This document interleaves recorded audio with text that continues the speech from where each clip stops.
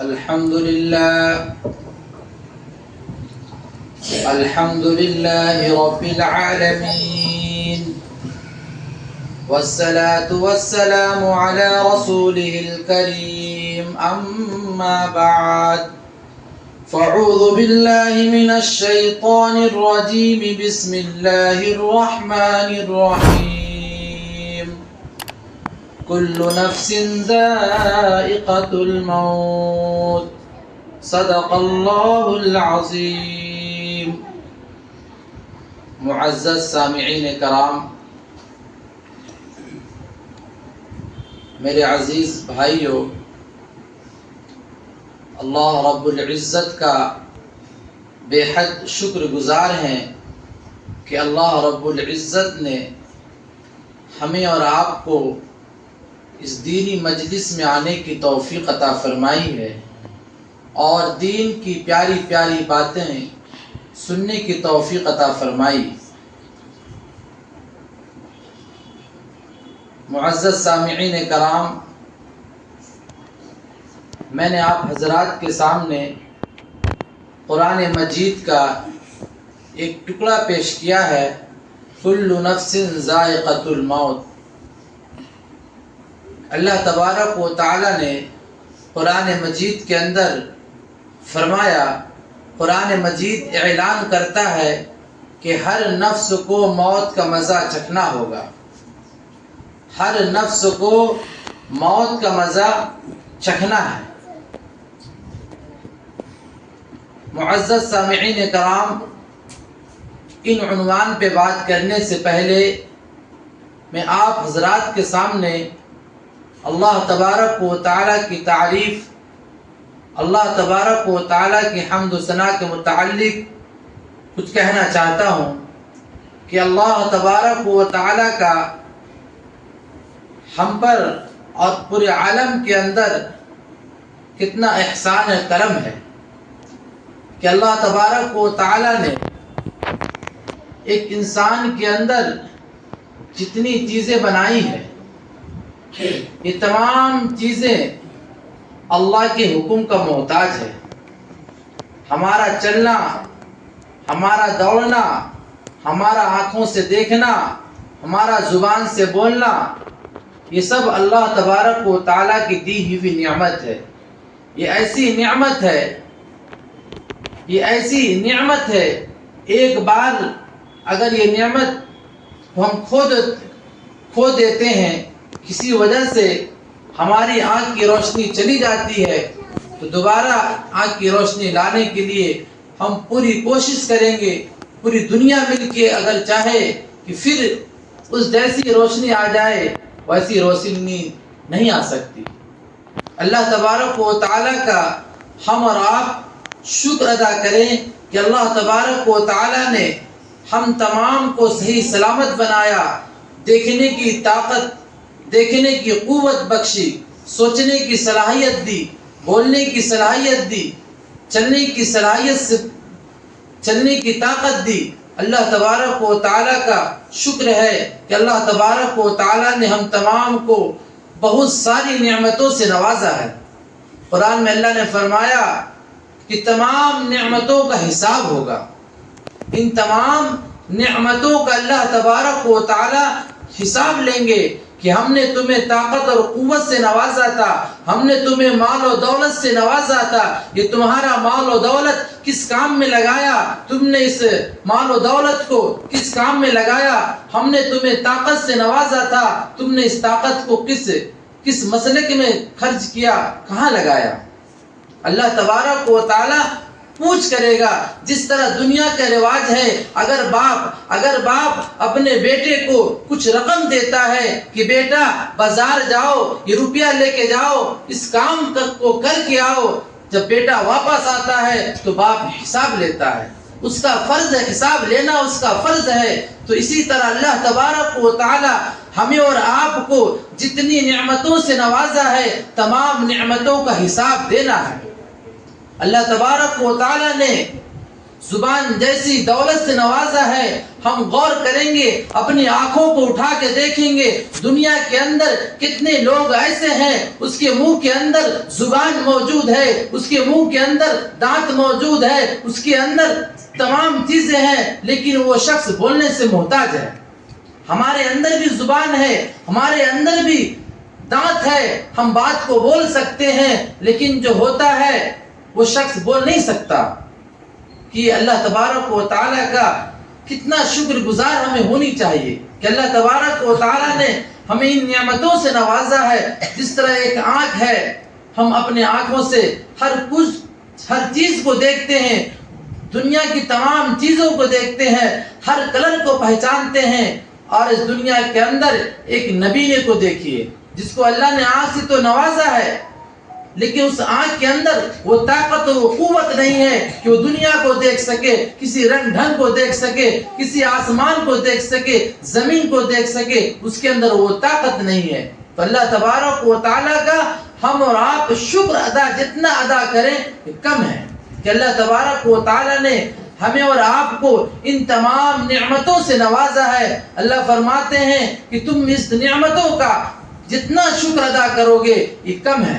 اگر کوئی شخص پیدائش کے دن سے لے کر کے اللہ کے سامنے سجدہ ریز ہو جائے، اللہ کے سامنے اپنے مقدس سر کو جھکا دے، اللہ کے سامنے اپنے مقدس سر کو جھکا دے، کب تک جھکائے رکھے؟ جب تک اس کی موت نہ آ جائے، جب تک اس کی موت کا وقت نہ آ جائے۔ اللہ فرماتے ہیں اگر وہ شخص اس حالت کے اندر ہم پر ہماری تعریف کرتا رہے، ہمارا شکر ادا کرتا رہے، پھر بھی ہمارا شکر ادا نہیں کر سکتا، پھر بھی ہمارا شکر ادا نہیں کر سکتا۔ تو میرے محترم بزرگوں، دوستو، کہنے کا مقصد یہ ہے کہ اللہ تبارک و تعالیٰ نے اگر ہمیں اور آپ کو اپنی نعمتوں سے نوازا ہے، دیکھنے کی صحیح قوت دی ہے، بولنے کی صحیح قوت دی ہے، چلنے کی صحیح طاقت دی ہے، تو ہمیں اور آپ کو اللہ تبارک و تعالیٰ کا کتنا شکر ادا کرنی چاہیے، کتنا شکر ادا کرنی چاہیے۔ ایک مرتبہ کا واقعہ ہے، ایک شخص کے بدن پہ پورا پھوڑا پھنسی تھا، وہ شخص پریشانی کی حالت میں تھا، وہ شخص پریشانی کی حالت میں تھا۔ تو ایک شخص نے پوچھا کہ یہ شخص کتنا پریشان ہے، یہ شخص بہت پریشان ہے۔ تو اس شخص نے کہا اس سے پوچھو کیا یہ صحیح سے استنجا کر سکتا ہے، اس سے پوچھو جو کھجلا رہا ہے، جو پریشان حالت ہے، جسے تم کہہ رہے ہو یہ بہت پریشان ہے، اس سے پوچھ کے آؤ کیا یہ شخص صحیح سے استنجا کر سکتا ہے۔ جب اس سے پوچھا گیا کہ اللہ کا شکر ہے ہم صحیح سے استنجا کر سکتے ہیں، پھر فرمایا پھر تو اللہ کا شکر ادا کرو، پھر تو اللہ کا شکر ادا کرو۔ میرے محترم بزرگوں، دوستو، اللہ تبارک ایک مرتبہ کا واقعہ ہے، حضرت موسیٰ علیہ السلام کو جانتے ہوں گے، یہ نبی ہیں۔ حضرت موسیٰ علیہ السلام کو کلیم اللہ کہا گیا، یعنی اللہ سے بات کرنے والا۔ حضرت موسیٰ علیہ السلام کو کلیم اللہ کہا گیا، وہ اللہ سے بات کرتے تھے، کوہ طور پہ جاتے تھے اور اللہ سے بات ہوتی تھی۔ ایک مرتبہ حضرت موسیٰ علیہ السلام کوہ طور کی جانب جا رہے تھے، تو راستے کے اندر ان کی قوم سے ملاقات ہوئی۔ ایک قوم بہت پریشان تھی، ایک شخص اس میں بہت خستہ حالت میں تھا، یہاں تک کہ اس کے بدن پہ جو کپڑا تھا وہ بھی پھٹا پرانا تھا، خستہ حالت تھا۔ وہ شخص پوچھتا ہے اپنے نبی حضرت موسیٰ علیہ السلام سے کہ آپ کہاں تشریف لے جا رہے ہیں؟ حضرت موسیٰ علیہ السلام فرماتے ہیں کہ ہم اللہ سے بات کرنے کوہ طور پہ جا رہے ہیں۔ وہ شخص کہتا ہے کہ ہماری زندگی خستے میں گزر رہی ہے، ہم پریشانی کے عالم میں ہیں، ہمارے پاس کچھ نہیں ہے۔ اللہ سے کہنا، اللہ سے ہماری التجا رکھنا کہ ہمارے مقدر میں جو ہو، ہماری قسمت میں جو ہو ہمیں سب دے دے، کہ ہمارا حالت درست ہو جائے۔ ہماری زندگی خستے میں گزر رہی ہے، ہم پریشانی کے عالم میں ہیں۔ حضرت موسیٰ علیہ السلام نے فرمایا ٹھیک ہے، تمہاری یہ بات اللہ تبارک و تعالیٰ کے سامنے رکھی جائے گی، جو ہوگا تمہیں بتایا جائے گا۔ پھر حضرت موسیٰ علیہ السلام آگے چلے تو ایک شخص ملا جو بہت مالدار تھا، جسے اللہ نے مال و دولت سے نوازا تھا، بہت مالدار شخص تھا، وہ شخص حضرت موسیٰ علیہ السلام سے پوچھتا ہے، اپنے نبی سے پوچھتا ہے کہ آپ کہاں تشریف لے جا رہے ہیں؟ حضرت موسیٰ علیہ السلام فرماتے ہیں کہ ہم اللہ سے بات کرنے کوہ طور پہ تشریف لے جا رہے ہیں۔ وہ شخص کہتا ہے، امیر شخص کہتا ہے کہ اللہ تبارک و تعالیٰ نے ہمیں اتنا مال دیا ہے، ہمیں اتنا مال دیا ہے کہ ہم صحیح سے اللہ کی عبادت نہیں کر پا رہے ہیں، یہ مال ہمارا کیسے کم ہو؟ ہم اس مال کو کم کرنا چاہتے ہیں، یہ مال نے ہماری زندگی کو تباہ کر دیا ہے، ہم اس مال کے پیچھے پریشان ہیں، اتنا پریشان ہو گئے ہیں کہ ہم اللہ کی عبادت نہیں کر پا رہے ہیں، ہم اللہ کا شکر گزار نہیں بن پا رہے ہیں۔ تو حضرت موسیٰ علیہ السلام نے فرمایا ٹھیک ہے، تمہارا بھی جو سوال ہے ہم تمہارا سوال اللہ کے سامنے رکھیں گے۔ جب حضرت موسیٰ علیہ السلام کوہ طور پہ حاضر ہوئے، جب اللہ تبارک و تعالیٰ سے ان کی گفتگو ہوئی، جب حضرت موسیٰ علیہ السلام گفتگو کر کے واپس آنے لگے، حضرت موسیٰ علیہ السلام کے ذہن سے وہ باتیں نکل گئی جو لوگوں نے کہا تھا، جو ان کی قوم نے کہی تھی۔ تو اللہ تبارک و تعالیٰ نے یاد دلایا، اے موسیٰ جب تم آ رہے تھے تو تمہیں کچھ لوگوں نے کچھ باتیں کہی تھی۔ حضرت موسیٰ علیہ السلام فوراً واپس ہوئے، کہے باری تعالیٰ جی ایک شخص ملا جو بہت خستہ حالت میں تھا، ان کا کہنا یہ تھا کہ جو ہمارے مقدر میں ہو ہمیں سب دے دیا جائے، ہم اپنی زندگی کو اچھی سے گزار سکے، ہم خستہ حالت میں ہیں، ہم پریشانی کے عالم میں ہیں۔ اللہ تبارک و تعالیٰ فرماتے ہیں کہ اے موسیٰ اس شخص سے کہہ دینا کہ وہ اللہ کا شکر ادا کرے، اس شخص سے کہہ دینا کہ وہ اللہ کا شکر ادا کرے۔ پھر حضرت موسیٰ علیہ السلام فرماتے ہیں کہ باری تعالیٰ ایک شخص اور تھا جسے مال و دولت نے آپ کی عبادت سے روکا رکھا ہے، ان کا کہنا تھا کہ کیسے ہمارا یہ مال کم ہو جائے، ان کا یہ سوال ہے۔ اللہ تبارک و تعالیٰ فرماتے ہیں اے موسیٰ ان سے کہنا کہ وہ اللہ کا ناشکری کرے، وہ اللہ کا ناشکری کرے۔ جب حضرت موسیٰ علیہ السلام کوہ طور سے واپس ہوئے، جب اپنے قوم کے بیچ میں پہنچے تو وہ شخص ملا جو خستہ حالت میں تھا، جو پریشانی کے عالم میں تھا، نفسی کے عالم میں تھا۔ وہ شخص پوچھتا ہے اے موسیٰ ہمارا کیا ہوا؟ اے موسیٰ اللہ تبارک و تعالیٰ نے کیا بتایا؟ اللہ تبارک و تعالیٰ کا کیا حکم ہے؟ حضرت موسیٰ علیہ السلام فرماتے ہیں اللہ کا حکم ہے کہ تم اللہ کا شکر ادا کرو، تم اللہ کا شکر ادا کرو۔ وہ شخص کہتا ہے کہ ہم اس میں اللہ کا شکر ادا کیا کریں؟ ہمارے پاس کیا ہے؟ ہمارے پاس جو ہم نے لباس پہنا ہے وہ بھی پھٹا پرانا ہے، جو مکان ہے وہ بھی گھاس بھوسے کا مکان ہے، ہم تو پریشانی کی حالت میں ہیں۔ وہ شخص کا یہ کہنا تھا کہ ہم اللہ کا کیا شکر ادا کریں؟ وہ شخص نے اللہ کا ناشکری کیا۔ کتابوں کے اندر لکھا ہے جو اس کے بدن پہ جو لباس تھا پھٹا پرانا، وہ بھی لباس اس کے بدن سے ہٹا لیا گیا، وہ بھی لباس، وہ بھی کپڑا اس کے بدن سے ہٹا لیا گیا۔ وہ بندہ اپنے جسم کو چھپانے کے لیے، اپنے سطر کو چھپانے کے لیے پتوں کی تلاش نکل گیا، پتوں سے اپنے جسم کو چھپا رہا۔ بہرکیف پھر حضرت موسیٰ علیہ السلام جب آگے چلے تو وہ شخص سے ملاقات ہوئی جس کو اللہ نے مال و دولت سے نوازا تھا، جس کو اللہ نے بہت ساری مال و دولت سے نوازا تھا۔ وہ شخص پوچھتا ہے اے موسیٰ ہمارا کیا ہوا؟ اے موسیٰ ہمارا کیا ہوا؟ ہمارا مال کیسے کم ہوگا؟ ہم کیسے اللہ کی عبادت زیادہ سے زیادہ کر سکے؟ حضرت موسیٰ علیہ السلام فرماتے ہیں کہ اللہ کا حکم ہے کہ تم اللہ کا ناشکری کرو، تم اللہ کا ناشکری کرو۔ وہ شخص کہتا ہے کہ ہم اللہ کی ناشکری کیسے کر سکتے ہیں؟ اللہ نے مجھے اتنی ساری مال و دولت سے نوازا ہے، ہماری زندگی خوشحالی والی زندگی ہے، ہم اللہ کے شکر، اللہ کی ناشکری کیسے کر سکتے ہیں؟ یہ کہنا تھا کہ اس کے مال میں اور اضافہ ہو گیا، اس کے مال میں اور اضافہ ہو گیا۔ تو میرے محترم بزرگوں دوستو، یہ واقعہ سنانے کا مقصد یہ ہے کہ ہم اور آپ بھی ہر حال میں اللہ کا شکر ادا کریں، ہم ہر حال میں اللہ کا شکر ادا کریں۔ کتابوں کے اندر آتا ہے کہ ہم اللہ کا شکر کیسے ادا کریں؟ ہم اپنے سے نیچے والے درجے کو دیکھیں۔ جو شخص ہم سے نیچے درجے کا ہے، اگر ہمارا پکے کا مکان ہے تو ہم جھوپڑی والے مکان کو دیکھیں تو کیا ہوگا؟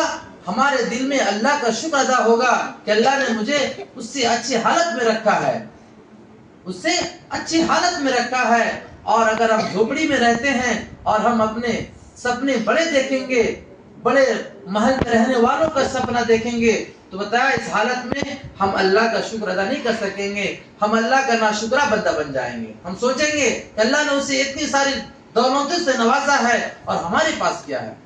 تو میرے محترم بزرگوں، دوستو، یہ واقعہ سنانے کا مقصد یہ ہے کہ اللہ تبارک و تعالی جس حال میں رکھے، اللہ تبارک و تعالی کا ہمیں اور آپ کو شکر ادا کرنا چاہیے، کیونکہ اللہ تبارک و تعالی نے بندوں کے رزق کو لکھ رکھا ہے، کتنا اسے رزق ملے گا، ان کی موت کہاں آئے گی، یہ تمام چیزوں کو اللہ تبارک و تعالی نے لکھ رکھا ہے۔ بس ہمیں اور آپ کو اللہ پہ بھروسہ کرنا ہے، اللہ پہ توکل کرنا ہے کہ اللہ جو کرتے ہیں ہمارے بھلائی کے لیے ہوتا ہے۔ ہمیں نظر آتا ہے کہ ہمارا کام بگڑ گیا، لیکن میرے محترم بزرگ دوستو، اللہ تبارک و تعالی بندے کے حساب سے فیصلہ کرتا ہے۔ جس طرح ایک چھوٹا بچہ اپنے ابو سے اگر 500 کا نوٹ مانگتا ہے تو باپ اسے نہیں دے گا، باپ چھوٹے بچوں کو نہیں دے گا۔ کیوں نہیں دے گا؟ کہ باپ کو پتا ہے کہ یہ ہمارا بچہ اس لائق نہیں ہے، یہ ہمارا فرزند اس لائق نہیں ہے، اس پیسوں کا استعمال وہ صحیح جگہ نہیں کر سکتا، اس پیسوں کو خراب کر دے گا، ہرا دے گا، گم کر دے گا۔ اسی لیے ایک باپ اپنے بچوں کو اتنا پیسہ نہیں دے گا، اسے دے گا تو اتنا ہی دے گا جتنا وہ سنبھال سکتا ہو۔ اسی طرح اللہ تبارک و تعالی ہم تمام کے مالک ہیں، ہم تمام کے خالق ہیں، ہم تمام کے ہر چیز ہیں، تو اللہ تبارک و تعالی بھی اپنے بندوں کو اتنا ہی دیتا ہے جتنا اس کی قسمت میں ہوتا ہے، جتنا بندہ اس کو سنبھال سکتا ہے۔ اس لیے اللہ تبارک و تعالی کا ہم اور آپ ہر حال میں اللہ کا شکر ادا کریں کہ اللہ تبارک و تعالی نے ہمیں جس حالت میں رکھا ہے، جس کیفیت میں رکھا ہے، ہم اللہ کا شکر ادا کریں۔ بہرکیف میرے محترم بزرگوں، دوستو، ہم نے آپ حضرات کے سامنے ایک قرآن کریم کا ٹکڑا پڑھا تھا، کل نفس ذائقۃ الموت، ہر نفس کو موت کا مزہ چکھنا ہے۔ دنیا کے اندر یہ جب سے دنیا بنی ہے، دنیا کے اندر کتنے لوگ آ گئے ہیں، اس دنیا کے اندر کتنے لوگ آ گئے ہیں اور آتے گئے اور اس دنیا کو الوداع کہتے گئے۔ دنیا کے اندر آتے گئے اور دنیا کو الوداع کہتے چلے گئے اور زمین اور قبر کے گڑھے کے اندر پہنچ چکے ہیں۔ ہر شخص کو موت کا مزہ چکھنا ہوگا، ہر شخص کو اپنے اعمال کا حساب دینا ہوگا، ہر شخص کو اپنے کیے ہوئے اعمال کا حساب دینا ہوگا۔ میرے محترم بزرگوں، دوستو، جب موت کا وقت قریب ہوتا ہے، جب موت آنے والی ہوتی ہے، تو ہمیں اور آپ کو ہوش نہیں رہتا کہ ہم کس حالت میں ہیں، ہم کس حالت میں ہیں، کس بیماری میں مبتلا ہیں، ہم کیسے پریشان ہیں۔ اس لیے بتایا موت کے وقت کلمہ لا الہ الا اللہ محمد رسول اللہ کا زبان پہ آ جانا بہت بڑی بات ہے۔ انسان بے ہوشی کی حالت میں رہتا ہے، اس لیے ہم اور آپ دعا کرتے ہیں کہ اللہ کلمے والی موت نصیب فرما، کلمے والی موت نصیب فرما۔ میرے محترم بزرگوں، دوستو، جس شخص کی زبان پہ کلمہ لا الہ الا اللہ محمد رسول اللہ رہا، وہ دونوں جہاں کے اندر کامیاب ہو گیا، وہ دونوں جہاں کے اندر کامیاب ہو گیا۔ یہ کب ہوگا؟ جب ہم اپنی زندگی کو، اپنا بچپنا کو، اپنی جوانی کو، اپنی بڑھاپا کو اگر ہم نے اللہ کے حکم کے مطابق گزارا ہوگا اور آقا انعامدار تاجدار مدینہ احمد مصطفیٰ محمد مصطفیٰ صلی اللہ علیہ وسلم کے طریقے کے مطابق گزارا ہوگا، تو ہی ہماری زبان سے یہ کلمہ لا الہ الا اللہ ادا ہو سکتا ہے۔ اگر ہم نے اپنی زندگی کو دنیا کے مطابق گزارا ہوگا تو میرے محترم بزرگوں، دوستو، بہت مشکل ہے۔ ہم دنیا کہتے رہ جائیں گے اور ہم اس دنیا کو چھوڑ کے چلے جائیں گے۔ فرعون کو اللہ تبارک و تعالی نے کتنے مال و دولت سے نوازا تھا، کتنے مال و دولت سے نوازا تھا، لیکن جب اللہ کا عذاب آیا، نہ ان کا دولت کام آیا، نہ ان کا مال کام آیا، ان کا کچھ کام نہیں آیا اور اس دنیا سے چلے گئے۔ میرے محترم بزرگوں دوستو، یہ مکان اپنے جگہ پہ رہ جائے گا، ہم اور آپ اس دنیا کو چھوڑ دیں گے۔ یہ دکان اپنی جگہ پہ رہ جائے گا، ہم اور آپ اس دنیا کو چھوڑ دیں گے۔ چاہے دنیا ہم کو چھوڑ دے، چاہے ہم دنیا کو چھوڑ دے، بہرحال ہمیں اور آپ کو دنیا چھوڑنا ہے۔ زیادہ کا فاصلہ نہیں ہے۔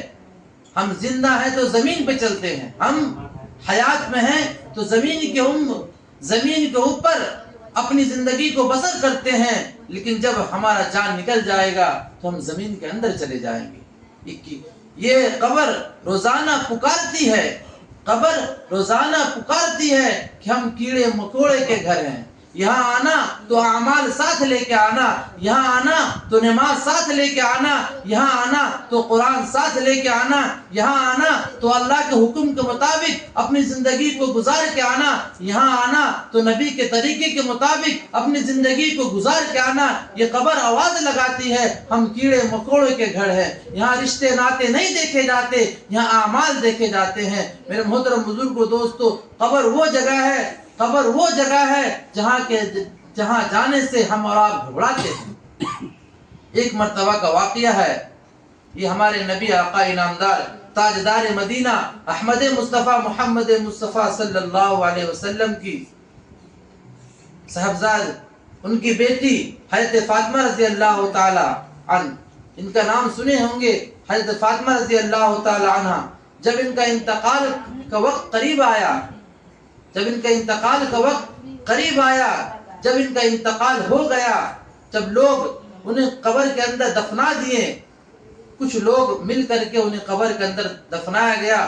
واقعہ لمبا ہے، صرف میں مختصر بتانا چاہتا ہوں کہ واقعہ ہوا کیا۔ قبر کے اندر ایک صحابی اترتے ہیں، قبر کے اندر، لحد کے اندر ایک صحابی اترتے ہیں اور قبر سے مخاطب ہو کے فرماتے ہیں، اے قبر، تو جانتی ہے کہ آج ہم اس کے اندر کنہیں دفن کرنے آئے ہیں؟ یہ وہ ہے، یہ حسن حسین کی ماں ہے، یہ وہ ہے حضرت علی کی بیوی ہے، یہ وہ ہے، یہ آقا انعامدار تاجدار مدینہ احمد مصطفیٰ محمد مصطفیٰ صلی اللہ علیہ وسلم کی چہکتی بیٹی ہے، یہ وہ ہے جسے جنت کی عورتوں کا سردار بتایا گیا۔ ایک صحابی جوش میں آتے ہیں اور قبر سے مخاطب ہو کے فرماتے ہیں، اے قبر، تو جانتی ہم آج تمہارے اندر کس کو دفن کرنے آئے ہیں؟ تو قبر کے اندر سے آواز آتی ہے، قبر کے اندر سے آواز آتی ہے، یہاں رشتے ناتے مت دکھاؤ، یہاں رشتے ناتے مت بتاؤ، یہاں تو اعمال بتاؤ کہ تم نے اعمال کیا کیے۔ میرے محترم بزرگوں دوستو، یہ آواز جو تھی یہ ان کے لیے آواز نہیں تھی، وہ تو جنت کی عورتوں کی سردار ہیں، وہ تو بخشائی تھی۔ یہ آواز اس امت کے لیے تھی کہ امت سمجھ لے، یہاں رشتے ناتے نہیں چلتے۔ دنیا کے اندر ہمارا کوئی رہبر بن سکتا ہے، دنیا کے اندر ہمارا کوئی دیکھنے والا بن سکتا ہے، لیکن قبر کے اندر تمام رشتے ٹوٹ جاتے ہیں۔ باپ بیٹا سے جدا ہو جاتا ہے، ماں بیٹی سے جدا ہو جاتی ہے، تمام رشتے ٹوٹ جاتے ہیں، تمام خاندان کے رشتے ٹوٹ جاتے ہیں۔ کوئی کام نہیں آئے گا، وہاں تو ہمارا اعمال کام آئے گا۔